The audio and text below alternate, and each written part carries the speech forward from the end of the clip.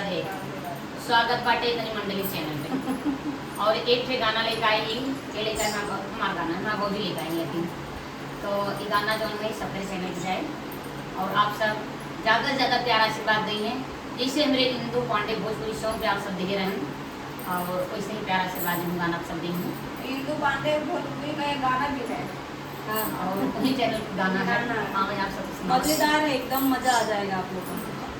कच्ची नींदिया में जगावला दिल दुखावला भाल माँ, कच्ची नींदिया में जगावला दिल दुखावला भाल माँ, दिल दुखावला भाल माँ, दिल दुखावला भाल माँ, दिल दुखावला भाल माँ, दिल दुखावला भाल माँ, कच्ची नींदिया में जगावला दिल दुखावला भाल माँ, कच्ची नींदिया में जगावला दिल दुखावला भाल माँ। एक तो पापा के दुलारी दूसरे मम्मी के प्यारी, एक तो पापा के दुलारी दूसरे मम्मी के प्यारी, तीसरे नहीं है तू छोड़ावला दिल दुखावला बाल माँ, तीसरे नहीं है तू छोड़ावला दिल दुखावला बाल माँ, कच्ची नींदिया में जगावला दिल दुखावला बाल माँ, कच्ची नींदिया में जगावला दिल दुखावला बाल माँ, दिल दुखावला बाल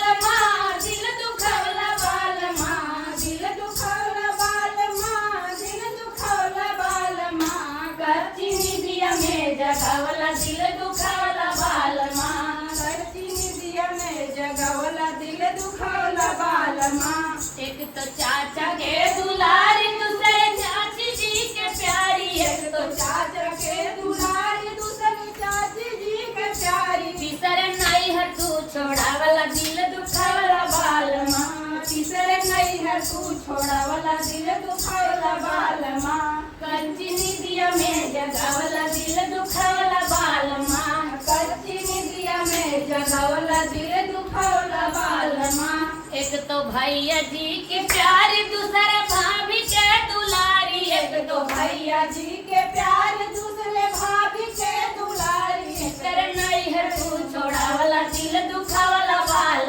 माँ, तीसरे नहीं है तू छोड़ावला दिल दुखावला बाल माँ, कच्ची नींदिया में जगावला दिल दुखावला बाल माँ,